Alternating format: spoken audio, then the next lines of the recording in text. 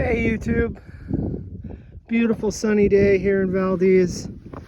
Thought it'd be a good time to do an update review on the VK. I've got 1,460 miles on it.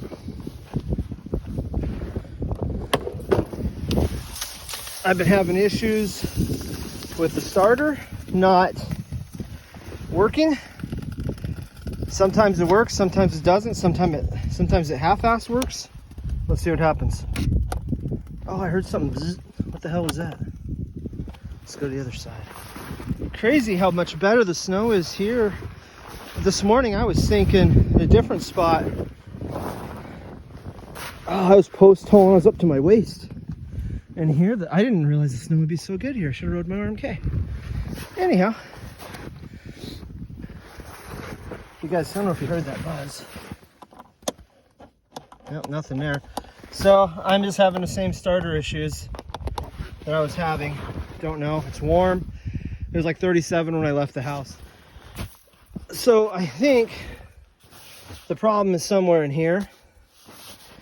My suspicion is there's a relay that is freezing up and not allowing it to start. So I've actually disconnected this, took it out, brought it into my heated garage and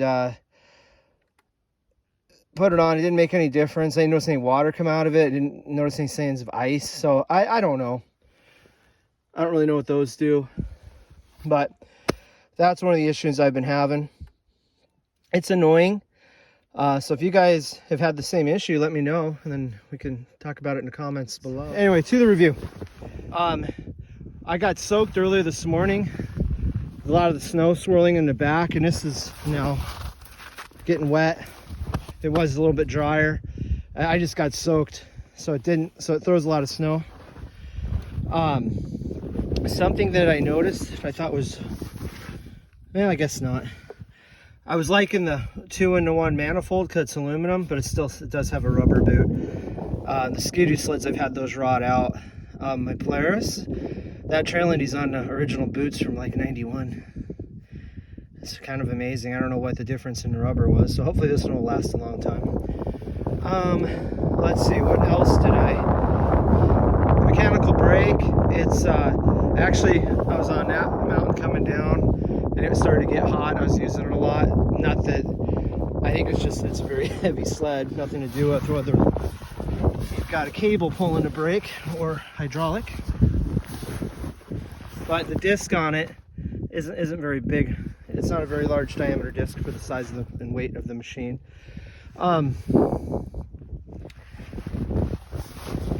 See these little doors down here? Whoa, that was hotter than, huh. I had my hand on that. These are a huge pain in the ass to take on and off. I actually reversed these because otherwise you had the nut on the inside, and trying to, first year I had it, I took those out. And I forget what the manual says, maybe 40 degrees take them out, but then you're gonna pack all your snow down in there. Anyhow, obviously I haven't done it. So the fan's got a guard on it. I think in the one video I talked about how sticks can get in through here. You can just see that shroud that feeds it. And I actually had a stick caught in the guard, but the fan's still a ways back in there. It doesn't look like I have any damage, so that's good. I did a video on drain plug. I'd replace that. I'd use a bolt out of a battery terminal because it's a short one, it'll fit. You don't want to put too long of a bolt in there. It's got a Phillips head screw, which is a terrible idea because you could strip the Phillips head out, and then what are you going to do? A lot of work ahead of you. It uses a fair amount of oil, which I don't care. You don't have to buy super expensive oil for this machine. And once I run out of the Yamaha lube, I'm probably going to switch to a different type of oil that I can get here locally. And I may post that, I may not, because people are like, oh my god, I can't believe you're running out of oil in it. People are weird with their oil. It does really good on gas for a 540 two-stroke twin cylinder motor. It's not going to be a 4-stroke. It's not going to get that great of mileage, but compared to I always compare it to the Trail Indy, the 488, this thing does amazingly well on gas. I can easily get 100 miles out of a tank. A lot of guys in the videos go, "Why you should disconnect your beeper because it's annoying." And so I finally did, and it was super easy to do. There's the plug. I just unplugged it. No more beeper, and you can see the beeper here. I actually had some of that blue tape over it to quiet it down because it's really noisy in stock condition. Oh, what else? There's part of me just, I don't know how much worse the snow could be billowing up behind. It's probably because the tall windshield creates that dead airspace and snow just swirls. I was almost thinking of just taking a dang snow flap off because it'll Power Mod, I forget. He did a really good video and showing the difference between your snow flap being bungee corded up and then otherwise it gets caught in a track. It dams up all the snow, so it can make a difference to whether you can reverse out of something or not. Another thing I find annoying is the seat hits on that handle. I don't think I've ridden anybody double on this all winter, so there's part of me that just wants to take the whole stupid thing off. Then my seat would actually go. And then the little top secret, well, I didn't know it was there. There's your prop rod that'll hold the seat up. There's your stock toolkit underneath. Mechanical gauge works just fine. It's actually quite accurate. Got your like if you had a phaser or an exciter, or probably even I think some of the springers they had the same tube that showed your oil level. Nothing to break. Hopefully it doesn't leak.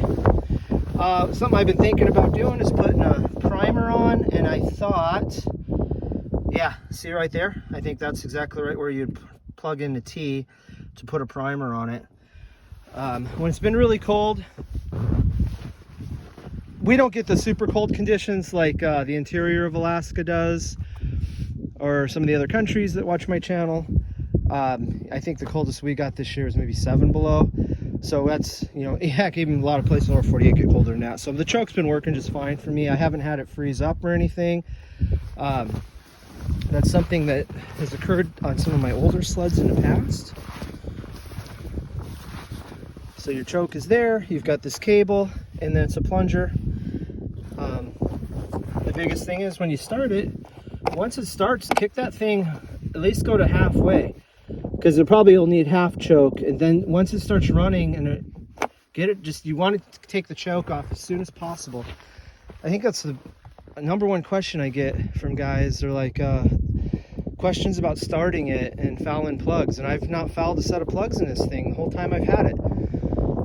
And I just think that nowadays chokes aren't as common, so if you're a new owner of snow machines, or you haven't, which is very possible, you could have never owned a machine that had a choke. So there's a learning curve to it.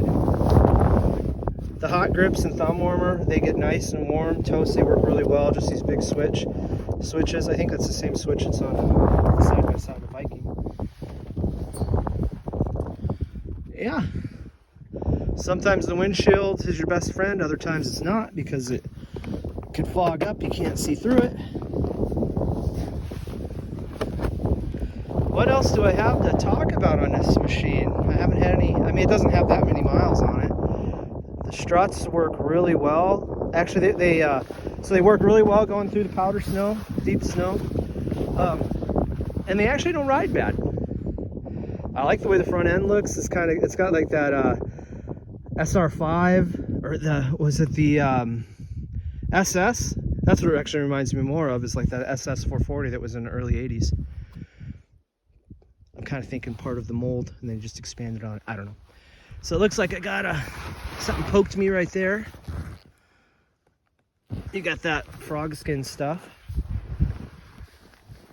And I try not to abuse it going through tons of trees. These are the best thing you can get. I think they're absolutely necessary. is getting these, talk about them all the time. I had to wait, gosh, they took forever to come in last year.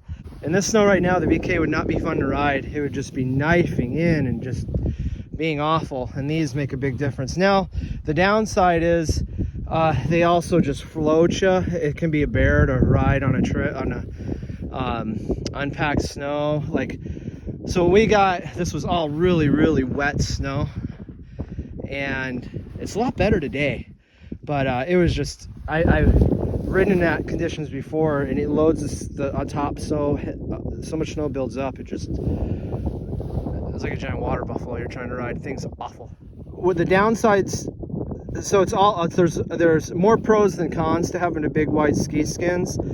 The downside is it's harder to side hill because you're fighting that front end, especially kind of even just in flat terrain. I was noticing where you're not really like being aggressive and really trying to lean it in. I was riding earlier this morning, and it was a little bit, the snow was a little fluffier, and I was getting thrown around quite a bit. I mean, it took work to ride this thing. I guess if I just went really slow and putted around, it would be fine, but I was trying to just keep up a little bit better of a pace. The running boards, even with these cutouts, I'm constantly having to clear them. It kind of sucks. You think that, I guess maybe our snow just has so much moisture in it, but they get packed all the time. If they were to do something, that'd be nice to do something like what Polaris has with all the, like, have it like a grate. He probably has the same thing. And I noticed there's like warm air or something that comes out of there and it kind of melts. Or there's kind of turn it to ice. The mirrors, you can tell there's a headlight behind you. They vibrate a lot. But here's the good thing, is this is super flexible. I've accidentally bashed into a bunch of trees I didn't mean to. And I haven't broke the windshield yet. I was thinking of cutting this thing down, but I just never got around to it. When it's really cold, boy, that thing is super nice. But I've had it, like I was saying earlier, it'll fog up and I can't see through the dang thing. So pros and cons. Anything else? I replaced the belt in that one video beginning of the season. I haven't had any belt issues with it. Let's see, what else for a review? Nothing is broken on the machine. Like I say, the main thing is the electric start, working intermittently. Otherwise, the hot grips work fine. I mean, there's not a whole heck of a lot to go wrong with it. Oh, what else about the sled? Like I say, I did a GoPro just now with the shifting, and it's been, since I adjusted the linkage, I haven't had any issues with that. I don't think I've even ever adjusted the track on this thing. It's got giant extra grips on it. I can't really see them, but I'm just not concerned about the track causing me problems being loose. The biggest thing I don't like about the machine is the steering. And I should piece my GoPro videos on trails.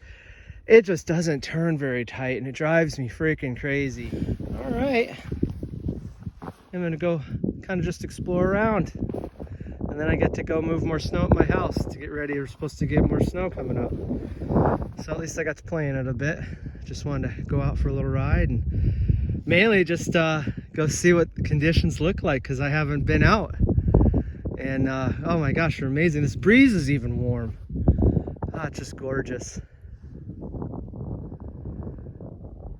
You see there's tracks over there. I kind of want to go over there. Okay guys, that's all for now. Thanks for watching.